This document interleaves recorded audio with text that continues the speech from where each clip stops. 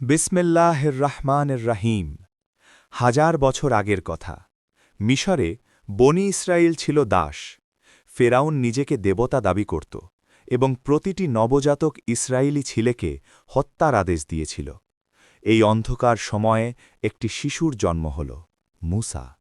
তার মা আল্লাহর উপর ভরসা করে শিশুটিকে ঝুড়িতে নীল নদে ভাসিয়ে দিলেন। আল্লাহর পরিকল্পনায় সেই ঝুড়ি পৌঁছে গেল ফেরাউনের প্রাসাদে, এবং যে শিশুকে হত্যা করতে চেয়েছিল সেই ফেরাউনই তাকে লালন পালন করল। মিসা বড় হলেন।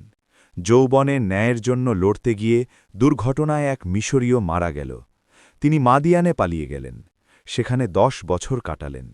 তারপর তুর পর্বতে আল্লাহ তাকে নবী করলেন, 2টি মুজিজা দিলেন, লাঠি যা সাপ হবে আর হাত যা আলোয় চমকাবে। আদেশ দিলেন, ফেরাউনের কাছে যাও। মূসা এবং হারুন ফেরাউনের দরবারে গেলেন, কিন্তু ফেরাউন অস্বীকার করল।